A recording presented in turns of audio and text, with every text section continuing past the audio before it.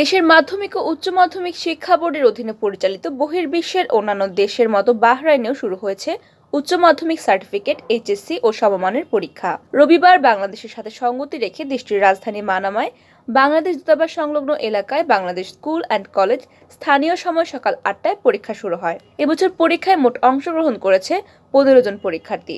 এর মধ্যে বিজ্ঞান বিভাগ থেকে ৭ জন ও বাণিজ্যিক বিভাগ থেকে ৮ জন। তার মধ্যে ৮ জন ছাত্র ও ৭ জন ছাত্রী। পরীক্ষা চলাকালীন পরীক্ষার কেন্দ্র পরিদর্শন করেন বাহরাইনে নিযুক্ত বাংলাদেশের রাষ্ট্রদূত ডক্টর মোহাম্মদ নজরুল ইসলাম, দূতালয় প্রধান মহিউদ্দিন কায়েস, শ্রম সচিব মাহফুজুর রহমান।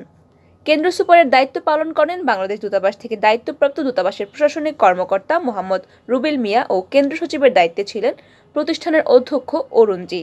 হল সুপারের দায়িত্বে ছিলেন প্রতিষ্ঠানের শিক্ষিকা শাহিদা বেগম। অধ্যক্ষ জানান, সকল নিয়ম মেনেই সন্তোষজনক পরিবেশে চলছে এই পরীক্ষা। বাহরাইনে ২০১৫ সাল থেকে এইচএসসি পরীক্ষায় অংশগ্রহণ করে ভালো ফলাফল অর্জন করেছে বাংলাদেশ স্কুল অ্যান্ড কলেজের শিক্ষার্থীরা।